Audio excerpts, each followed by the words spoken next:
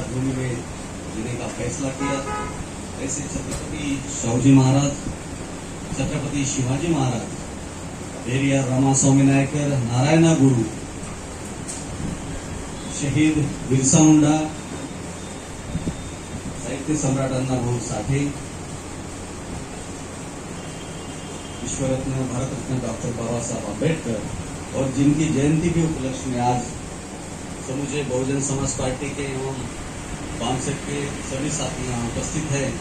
ऐसे 21वीं सदी के महानायक मान्यवर घनश्याम साहब, इन सभी महापुरुषों को अपना अभिवादन पेश करते हुए आज इस जयंती के उपलक्ष्य में वर्धा जिले के सभी गणमान्य व्यक्ति, जिसमें इस जिले के अध्यक्ष सम्माननीय डॉक्टर रायकर सर, इस जिले के प्रभारी सम्माननीय दीपक भगत जी, इस जिले के दूसरे प्रभारी सम्माननीय विनोद बंजारी जी, हमारे मार्गदर्शक सम्माननीय सुनत करीम साहब, इस जिले के महासचिव सम्माननीय नंदर्शी बैसारे जी, इस जिले के कोषाध्यक्ष हमारे बड़े भाई जिन्होंने हमें कैडर बनना सिखाया ऐसे सुनील भगत जी,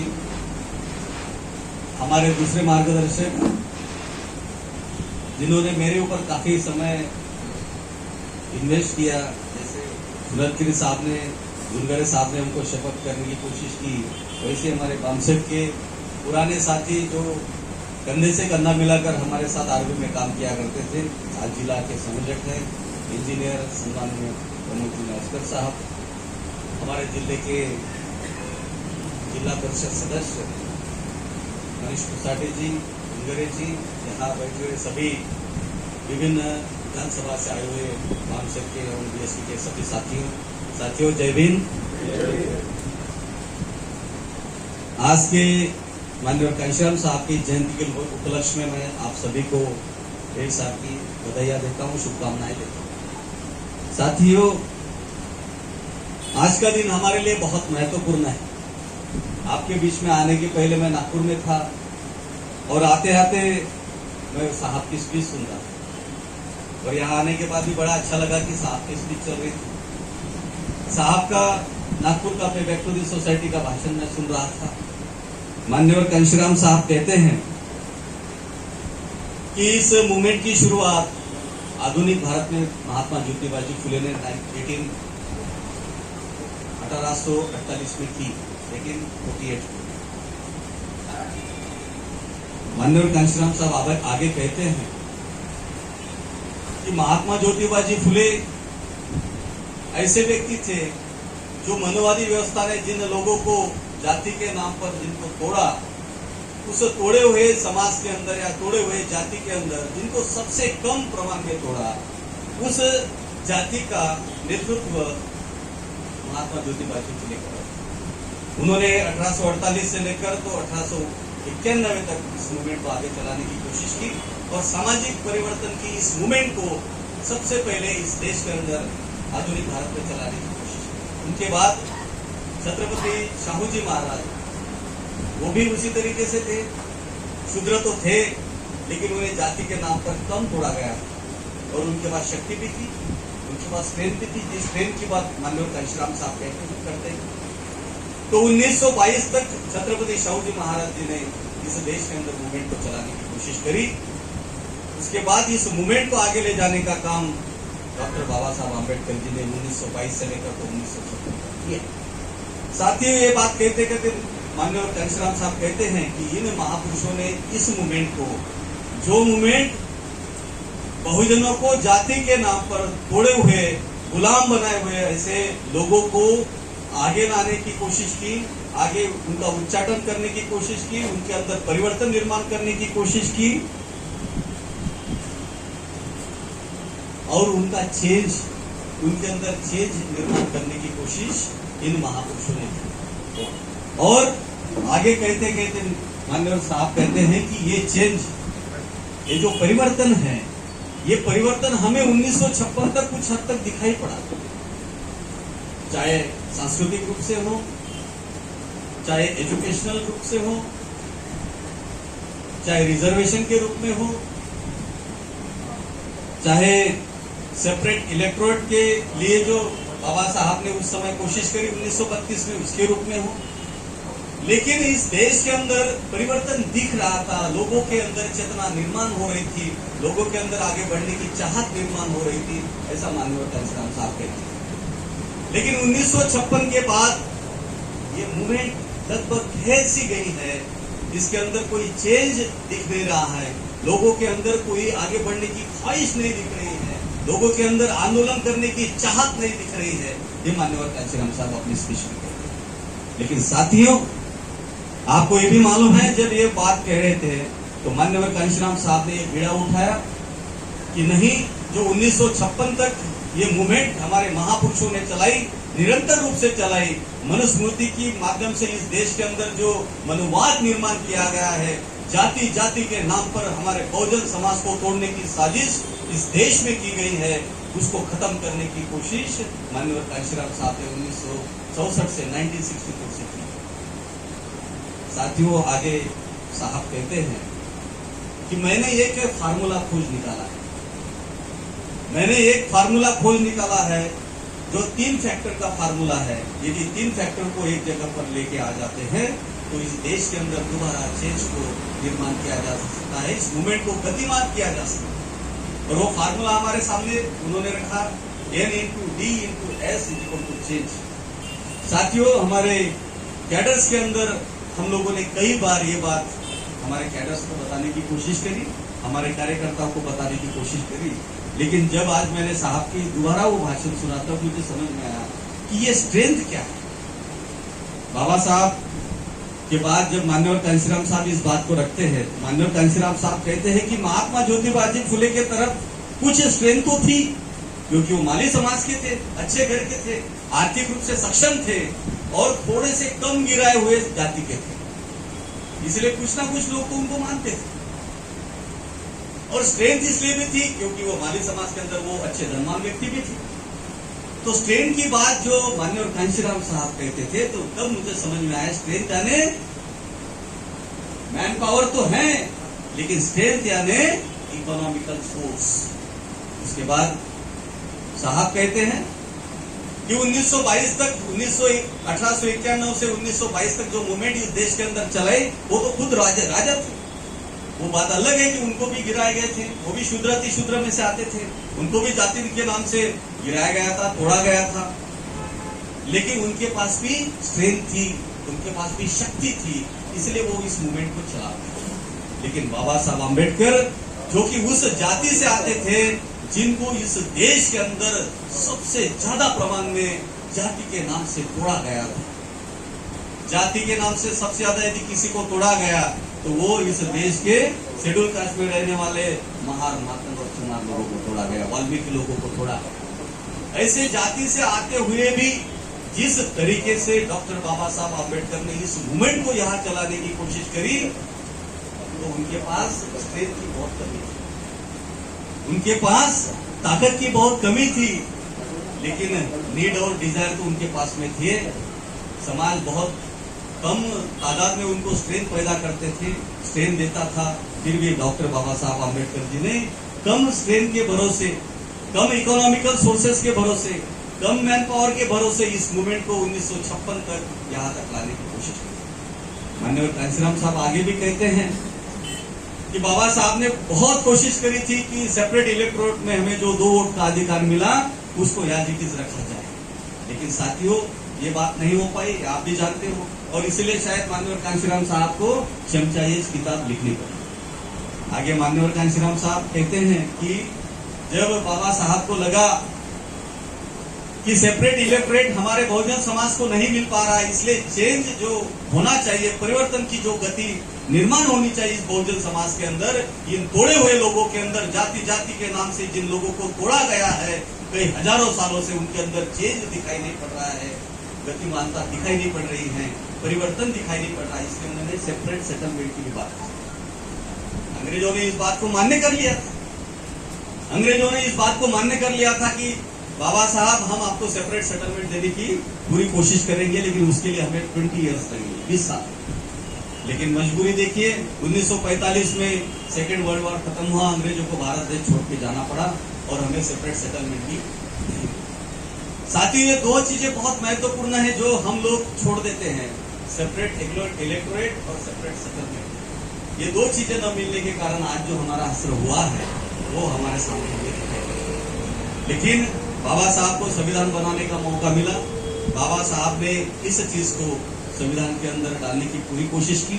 उस समय भी जब संविधान बनाने का मौका बाबा साहब को मिला, बाबा साहब ने उस समय भी सेपरेट इलेक्टोरेट की बात कॉन्स्टिट्यूएंट असेंबली के सामने की।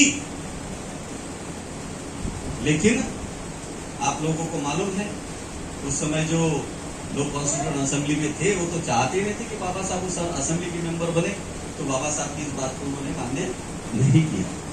तो साथियों, यहाँ तक आप सभी जानते हो, आप लोग भी माननीय कांशीराम साहब की स्पीच सुन चुके हो। अब सवाल ये है कि माननीय कांशीराम साहब हमारे बीच में नहीं है। उनकी कई स्पीचेस हमारे बीच में हैं। उनका त्याग, बलिदान, उनकी प्रतिज्ञाएं, उनका कार्य, ये सारे हमारे बीच में है। और शायद इसीलिए आज जब बार बार वर्धा में आता हूं तो देखता हूं कि यहाँ पर जो साथी मेरे सामने बैठते हैं वो उस जमाने के हैं जो माननीय कांशीराम साहब को देखकर तैयार हो। और जिस युवाओं को जोड़ने की आज बहुत गरज है, इस जयंती के माध्यम से मैं आप लोगों को बता देना चाहता हूँ। ये बात सुनतगिरी साहब ने भी कही, कई साथी कहते हैं यदि एवरेज ग्रुप यहाँ पे एवरेज एज यदि देख लिया जाए तो 60 के ऊपर आएगा। 60 के ऊपर एवरेज एज आएगा। सारे रिटायरी बैठे, मैक्सिमम रिटायरी बैठे। नवयुवक कहाँ है? जब ये लोग काम करते थे तब नवयुवक जुड़ता था। जब ये लोग काम करते थे तब नवयुवक जुड़ता था, और तब बूढ़े कम दिखते थे, नवयुवक ज्यादा दिखता था। मैं इसलिए नहीं कह रहा हूं कि आप लोग काम नहीं कर रहे हो, आप लोग कम काम कर रहे हो, मैं ये बता। अभी अभी हमारे सामने सुलतगिरी साहब ने पूरा लेखा जोखा सामने रखा कि भाई हमने शुरुआत तो की थी 1984 से, आज हमारी हालत क्या हो। 1984 से हम थोड़ा सा आगे तो बढ़े हैं, ऐसा उनका कहना है। साथियों, ये हमारे लिए बहुत बड़ा क्वेश्चन मार्क है, साथ में एक चैलेंज भी। जिन लोगों ने ये चैलेंज स्वीकारा है उनके लिए चैलेंज है। मैं ये इसलिए कह रहा हूं, मैंने उस दिन भी ये बात कही थी जब 6 तारीख को मैं यहाँ पर आया था कि नवयुवकों की बहुत कम संख्या में हमारे साथ लगे हुए हैं, बहुत संख्या कम। और इसलिए खेड़कर जी को मैंने स्टूडेंट विंग के लिए, युवाओं को जोड़ने के लिए लगाया कि भाई आप युवाओं को ज्यादा से ज्यादा संख्या में जोड़ो, उनको पार्टी के मेन फोल्ड में लाओ। बहन जी कहती है 50% युवा हमारे साथ होने चाहिए, हमारे पदाधिकारी 50% युवा होने चाहिए। लेकिन हम देखते हैं कि युवा हमसे जुड़ नहीं रहा है। आज महाराष्ट्र के अंदर युवाओं की क्या स्थिति है? आज हमारे महाराष्ट्र के अंदर युवा टोटली भटक चुका है। आज उनके पास कोई मिशन नहीं है, आज उनके पास कोई मूवमेंट नहीं है। एक समय जब हम लोग युवा हुआ करते थे, जब हमारी उम्र 17-18 साल की होती थी, तब हमारे पिताजी या हमें जो समाज के अंदर से गाइडेंस मिलता था, वो गाइडेंस सुनकर हमारा हाथ कभी बीजेपी कांग्रेस की तरफ नहीं जाता। लेकिन आज की स्थिति क्या बनी हुई है? आज हम मूवमेंट को टोटली डिनाई कर चुके हैं, आज हम मूवमेंट को कहीं भूल चुके हैं। आज समाज के अंदर चेतना निर्माण करने की जिम्मेदारी जो हमारे लोगों की थी वो लगभग खत्म हो चुकी है, कर नहीं रहे हैं।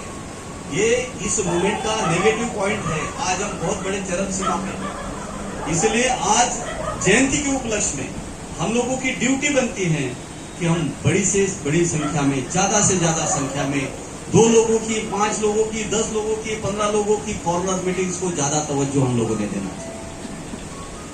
हम लोगों ने ज्यादा से ज्यादा संख्या में समाज के अंदर जाना चाहिए। हमारे कैडर्स ने बड़ी संख्या में हर गांव में जाकर, चाहे मंदिर में बैठो, बुद्ध विहार में बैठो, लोगों के घर में बैठो, लेकिन इस मूवमेंट को जो माननीय कांशीराम साहब ने रिक्रिएट किया है 1956 के बाद, जो मूवमेंट रुक चुकी थी, जो मूवमेंट दब चुकी थी, कहीं ना कहीं इसके अंदर एक स्थैर्य आ चुका था, स्टैग्नेशन आ चुका था। उस मूवमेंट को दोबारा रिक्रिएट करने की कोशिश माननीय कांशीराम साहब ने करी।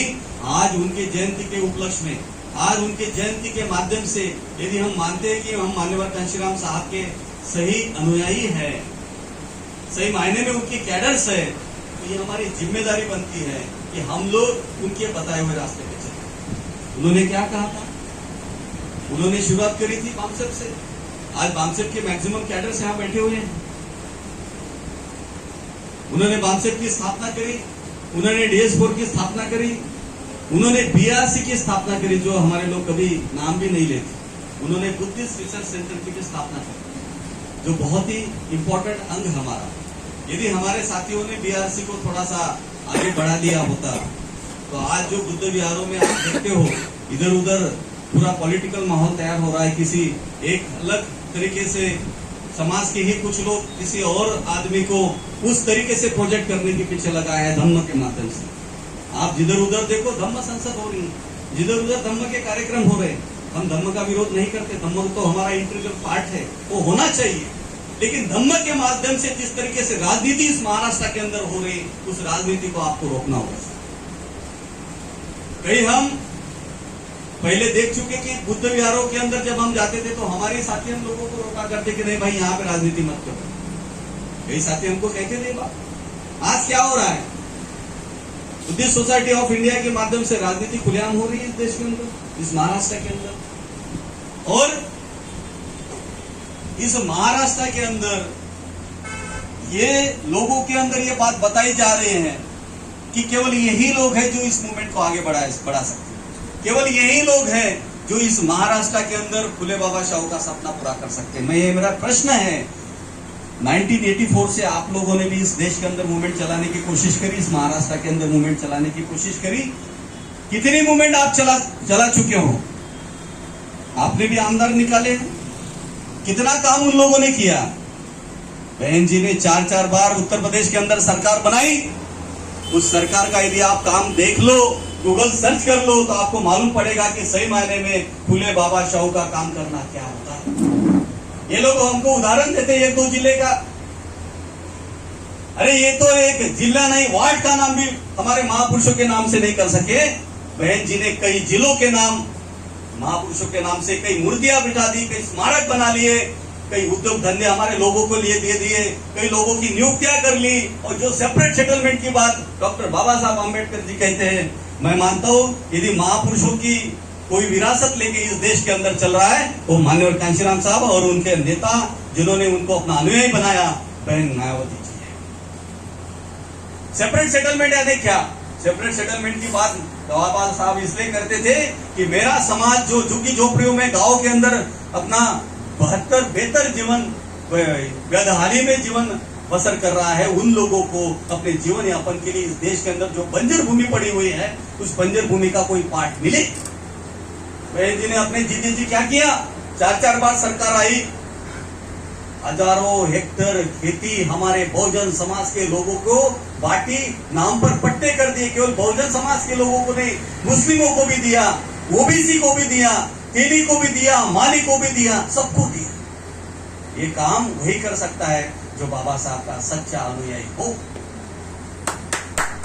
और हमें काम के आधार पर कंपैरिजन करना चाहिए साथियों। महाराष्ट्र के अंदर ये बात ही नहीं हो रही।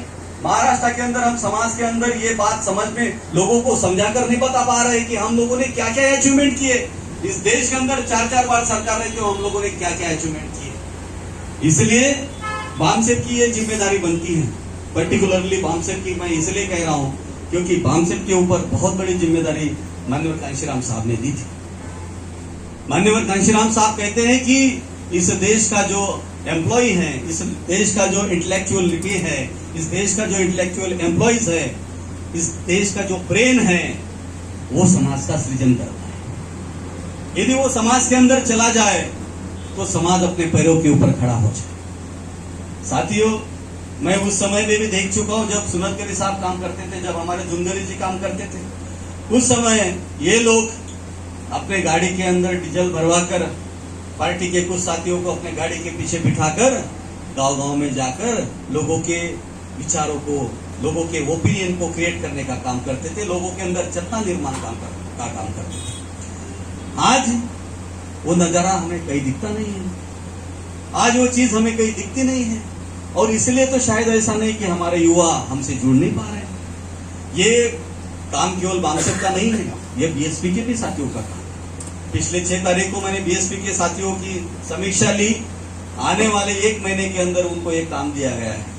मैं साथियों इस दिन के माध्यम से आप लोगों ने बहुत सीरियसली इस बात को लेना चाहिए। आने वाला समय बहुत गलत है।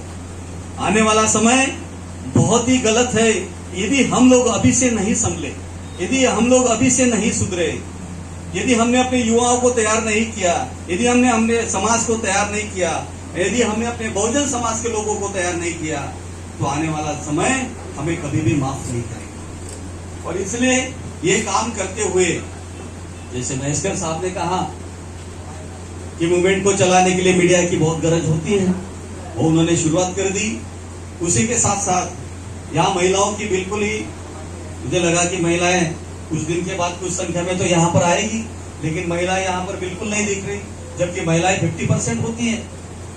तो हमारे जिलाध्यक्ष जी और हमारे पूरी टीम, मैं इन लोगों से रिक्वेस्ट करता हूँ, विनती करता हूँ कि आज इस दिन के माध्यम से आप लोग भी ये संकल्प करो कि जो समाज के अंदर जाकर 5 जिला परिषद का जो सेटअप हम लोगों को बनाना है, 5 जिला परिषद के अंदर 10 सेक्टर आते हैं, हर विधानसभा क्षेत्र के अंदर 10 सेक्टर बनाने का जो प्लान हम लोगों ने दिया है स्टेट के तरफ से, आप सभी साथी जो पार्टी के पदाधिकारी हैं एवं बामसेट के साथी हैं, वो अपना काम यदि ईमानदारी से करे, संकल्प से करे कि नहीं, मुझे जो काम दिया गया है मैं चाहे जो भी हो जाए मैं उस काम को पूरा करके रहूंगा 1 महीने के अंदर। यदि आप लोग ये संकल्प लेते हो आज के दिन में, तो मैं समझता हूँ माननीय कांशीराम साहब की जयंती आज हर्षोल्लास के साथ और कमिटमेंट के साथ पूरी हुई, ऐसा इसका मानना होगा। यदि भाषण करके ही हम लोगों को जाना है जैसे हर बार जाते हैं, तो साथियों फायदा नहीं होगा। आने वाला समय आपको माफ कभी नहीं करेगा। संगठन के बिना हम कुछ नहीं कर सकते। माननीय कांशीराम साहब ने संगठन बनाया और उस संगठन के माध्यम से ही जातियों को तोड़ तोड़ के समाज को निर्माण करके उत्तर प्रदेश के अंदर 4-4 बार सरकार लाई। क्या आप लोगों को नहीं लगता है कि महाराष्ट्र के अंदर भी हम लोग अपने कुछ नुमाइंदे चुनकर लाए, कुछ आमदार, कुछ खासदार चुनकर लाए?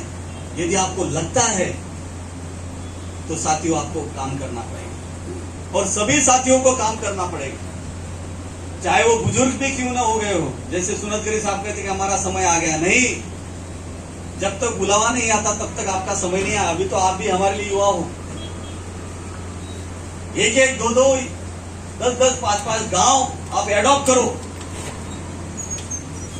1-1 जिला परिषद, 1-1 पंचायत समिति आप एडॉप्ट करो और हर दिन उस जिला परिषद के अंदर या उस पंचायत समिति के गांव के अंदर आपके कैडर्स होने चाहिए। जैसे मैंने कहा कि भाई हम आने वाले 2-4-5 दिनों में 21 तारीख के पहले 100 बामसेट के साथियों का बड़ा 3 दिवसीय ट्रेनर्स ट्रेनिंग कैंप वर्धा के अंदर होने जा रहा है। तो हम आपको ट्रेनर्स की कमी नहीं खलने देंगे, लेकिन जो मूवमेंट कहीं रुक चुकी है ऐसा लगता है, क्योंकि 25-30 सालों से तो मैं खुद भी काम कर रहा हूँ इस मूवमेंट के अंदर। तब हम देखते थे कि हर गांव में, कस्बे में, शहरों में, तालुका लेवल पर, जिला लेवल पर आए दिन हमारे कैडर्स लगा करते थे। आज भी लग रहे हैं लेकिन संख्या कम है। आज भी लोग जुड़ रहे हैं लेकिन बहुत कम संख्या में। और इसलिए आप लोगों की ये ड्यूटी बनती है, अभी आने वाले दिनों में हर वीक के अंदर, हर सप्ताह मैंने स्टेट की तरफ से आप लोगों को एक हिदायत दी है, एक इंस्ट्रक्शन दिया है कि आप जो सेक्टर बनाओगे, सेक्टर के अंदर जो 12 लोगों को तैयार करोगे, तो उन 12 लोगों का कैडर कैंप होना चाहिए, उनको ट्रेनिंग देना होगा। और इसलिए जब तक आप उनको ट्रेन नहीं करेंगे, उनको समझ में नहीं आएगी कि महापुरुषों ने हमारे लिए क्या किया, महापुरुषों का कितना त्याग है, उन्होंने कितना बलिदान दिया है आप लोगों के लिए, बहुजन समाज के उत्थान के लिए। और साथियों, साथ साथ में जो स्ट्रेंथ की बात कर रहे थे, स्ट्रेंथ तो आती है पढ़े लिखे लोगों से, पढ़े लिखे कर्मचारियों से। बाबा साहब ने भी कहा था कि आपने अपने कमाई का 20वां हिस्सा देना चाहिए। नॉट ओनली कर्मचारी, हर एक साथी ने वो देना चाहिए, चाहे वो कर्मचारी हो, चाहे कहीं और अपना काम करता हो, चाहे कहीं से इनकम कमाता हो, उन्होंने भी अपना अपना 20वां हिस्सा देने की बहुत गरज आज के दिन में है। जब तक स्ट्रेंथ नहीं बनेगी आने वाले दिनों में हम कुछ नहीं कर पाएंगे, क्योंकि अपने ही बदौलत हमें आगे बढ़ना है। और मुझे पूरा विश्वास है कि जिस तरीके से हम विदर्भा के अंदर काम कर रहे हैं, यदि सारे लोग मिलकर दोबारा उसी मोटिवेशन के साथ, दोबारा उसी झील के साथ, एनर्जी के साथ, स्पर्धा के साथ यदि हम लोग लग जाए, बामसेब और बीएसपी के 2 रथ, 2 चक्के रथ के यदि पहिए साथ में मिलकर काम करना शुरू कर दें और साथ में मिलकर महिलाओं को जोड़े, युवाओं को जोड़े, कैडर्स लगाए, मीटिंग्स लगाए, कॉर्नर मीटिंग्स लगाए, बड़ी संख्या में मीटिंग्स लगाए, तो समाज के अंदर जो नेगेटिविटी थोड़ी बड़े पैमाने पे आई है, उस नेगेटिविटी को कम करने में ज्यादा समय नहीं लगता। सवाल यह है कि हम लोग जा ही नहीं रहे, हम चर्चा नहीं कर रहे, हम लोगों के बीच में बैठ नहीं रहे। कुछ साथी जाते हैं तो उनको समझ में आता कि हो सकता है, कुछ साथी जब समाज के अंदर जाते हैं तो उनको समझ में आता है कि हो सकता है। मैं इसमें 100 मार्क्स देना चाहूंगा हमारे जुंदरे साहब को, हमारे महेशकर जी को, ये हमारी बटालियन को, हमारे साहब है, हमारे बालेराव साहब है, कामड़े साहब है, वो जाते हैं, लोगों के साथ चर्चाएं करते हैं, लोगों के बीच में बैठते हैं, लोगों की समस्या को जानते हैं, और जब उस समस्या का निराकरण करते हैं by way of debates, by way of चर्चा, तब वो लोग हमसे जुड़ते हैं।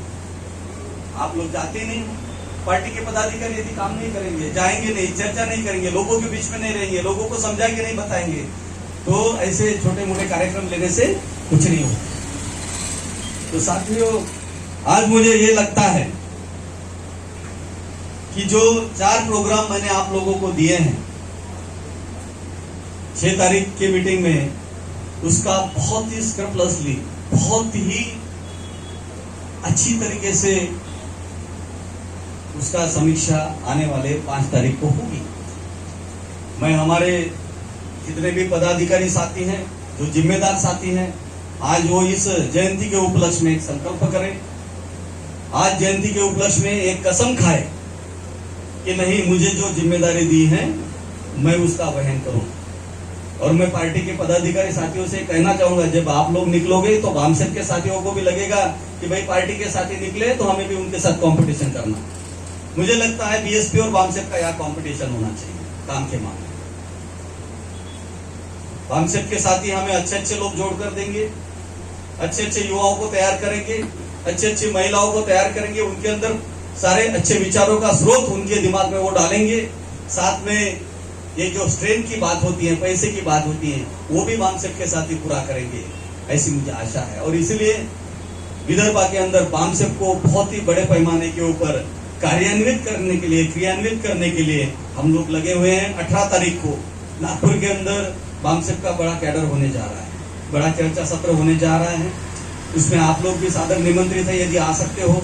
उसका टाइमिंग है 6 बजे से लेकर तो 12 बजे तक, अंबेडकर भवन में है, उर्वेला कॉलोनी में। और उसके बाद 18 तारीख के बाद चाहे 19 या 20 के अंदर वर्धा के अंदर ही हम लोग 100 बामसेप के साथियों का 3 डेज का ट्रेनर्स ट्रेनिंग कैंप करने जा रहे हैं। 20% में बीएसपी के साथी भी उसमें शिरकत कर सकते हैं। जिनको लगता है कि मैं ट्रेनिंग लेना चाहता हूं, ऐसे लोग उसमें शिरकत कर सकते हैं, लेकिन उनको समय देना होगा। तो साथियों, बहुत सारी चीजें हम लोगों ने यहाँ पे डिस्कस करी।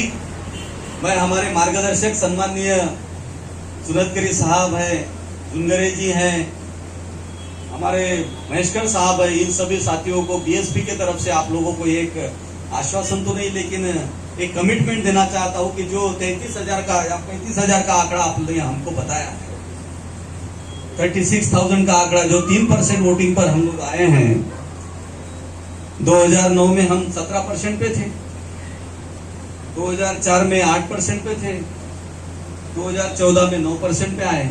लेकिन मैं साथ में ये भी बताना चाहता हूं कि उस समय का नजारा आप देखिए तो सुनतकरी साहब हमें फील्ड में नजर आते थे। मैं ये नहीं कह रहा हूं कि हम लोगों ने अपना कर्तव्य नहीं निभाना चाहिए, लेकिन मैं ये जरूर मानता हूं कि जब तक आप लोग आगे नहीं निकलोगे, ये लोग आगे बढ़ने वाले नहीं। कंपटीशन फेयर करना पड़ेगा आप लोग, क्योंकि मैं वो समय भी देख चुका हूं जब तेलखेड़े जी को आपने लड़ाया था, आपने बहुत सारा कंट्रीब्यूशन उसमें था, तो वो रैली लगाने के लिए आप मैदान में थे, उस रैली में भी मैं था। 2009 में जब क्या नाम था, कंगाले जी को टिकट दिए, तो रात दिन मेहनत करने वाले लोग यहीं पर हैं बैठे हुए, जिनके माध्यम से ये चीज हुई। और ये एससी का कॉम्बिनेशन हम लोगों ने उस समय बनाया था। 2014 में भी हमने ये एससी का कॉम्बिनेशन बनाया था, तभी यही साथी थे। और जब 2019 आया तब एससी का कॉम्बिनेशन नहीं बन पाया, कोशिश हम लोगों ने बहुत करी, लेकिन उस समय के फैक्टर्स बहुत अलग थे। फिर भी मैं आप लोगों को बताना चाहता हूँ, अपनी पीठ अपने हाथों से थपथपाने में कोई फायदा नहीं है, लेकिन एक बात आपको बताना चाहता हूँ कि पूरे महाराष्ट्र के अंदर जहां सबसे ज्यादा वोट है वो वर्धा है। इस 2019 में लोकसभा के इलेक्शन में सबसे ज्यादा वोट महाराष्ट्र के अंदर जहां कहीं है तो वर्धा है। तो इससे आप ये इस बात का आकलन कर सकते हो कि हम लोग कितने पीछे हैं। उसके फैक्टर्स बड़े अलग है। उसके लिए हम लोग जितने पार्टी के साथी जिम्मेदार है उतने बामसेब के साथी भी जिम्मेदार है, ऐसा मैं मानता हूँ। और इसलिए साथियों, यदि आप लोगों को लगता है कि 2024 में ये रिपीट ना हो, क्योंकि एक ही साल बचा है, यदि आपको लगता है कि मान्यवर कांशीराम साहब का सपना कहीं अधूरा ना रह जाए महाराष्ट्र के अंदर या इस वर्धा के अंदर, यदि आप वर्धा को मॉडल बनाना चाहते हो, तो आप लोगों को, चाहे आपकी उम्र कितनी भी क्यों ना हो, आप लोगों को युवा बनना पड़ेगा। आप लोगों को आगे निकलना पड़ेगा। आप लोगों को गांव-गांव में जाना पड़ेगा। आप लोगों को कैडर्स लगाने पड़ेंगे। आप लोगों को महिलाओं को तैयार करना पड़ेगा। आप लोगों को युवाओं को तैयार करना पड़ेगा। आप लोगों को स्टूडेंट्स को तैयार करना पड़ेगा। आपको खुद आगे आना पड़ेगा। ये मत सोचिए कि आप घर में बैठोगे और पार्टी के साथ ही कर लेंगे, ऐसा होने वाला नहीं है। मैं आपको पूरी शिद्दत के साथ बता रहा हूं। जब तक आप बाहर नहीं निकलोगे, ये लोग बाहर निकलने वाले नहीं है। हम तो अपने हिसाब से टारगेट देके चले जाते हैं। बार बार बोलता हूँ, बार बार चला जाता हूँ। अब क्या इनके ऊपर डिसिप्लिनरी एक्शन लेना जो इतना बाकी है। और इसलिए साथियों, हम लोग नहीं चाहते हैं, हम लोग तो वर्धा का नाम रोशन करना चाहते हैं, हम लोग वर्धा को मॉडल बनाना चाहते हैं। इसलिए आज इस दिन के उपलक्ष्य में आप लोग सभी लोग, जितने भी साथी यहाँ बैठे हुए हैं, सभी लोग कसम खाओ, नहीं तो आने वाला समय बहुत बेकार है सर। आप लोगों को मालूम नहीं इस देश के अंदर क्या क्या हो रहा है, क्या क्या अघटित हो रहा है, जो घटना नहीं चाहिए वो हो रहा है। इसलिए यदि इस चीज को कोई बचा सकता है, इस चीज को कोई उभार सकता है इस देश के अंदर, तो वो केवल बहुजन समाज पार्टी है। और इस देश के अंदर संविधान को बचाने का जिम्मा यदि किसी ने लिया है, वो केवल बहुजन समाज पार्टी है। मान्यवर कांशीराम साहब की एक छोटी सी बात जाते जाते बताना चाहता हूँ। मान्यवर कांशीराम साहब कहते हैं कि जितनी ज्यादा संगठन हमारे समाज में होंगे, उतना ही बिखराव ज्यादा होगा। और इस महाराष्ट्र के अंदर हमारे समाज में हजारों नहीं लाखों के तादाद में हर दिन संगठन बनते हैं, हर दिन संगठन बिगड़ते हैं। यदि समाज को सही दिशा में लाना है, तो आप लोगों को कमर कसनी पड़ेगी, समाज के अंदर जाना होगा, समाज को समझा के बताना होगा।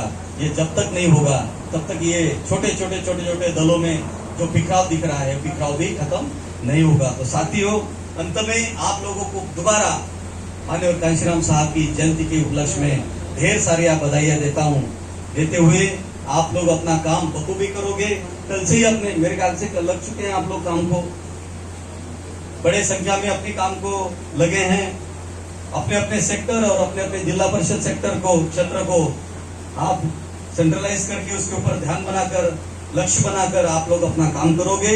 आने वाले 5 तारीख को, 5 अप्रैल को हमारा संगठन समीक्षा होगा और बहुत ही स्ट्रिक्टली संगठन समीक्षा होगा। मैं आपको बताना चाहता हूँ, बामसेब के साथियों से भी रिक्वेस्ट है कि हर सेक्टर में हमें एक साथी कृपया वो दे। विधानसभा आपका बन चुका है, एक साथी हर सेक्टर के अंदर दे। इतनी रिक्वेस्ट आप लोगों से करते हुए मैं अपनी वाणी को विराम देता हूँ। जय भीम, धन्यवाद।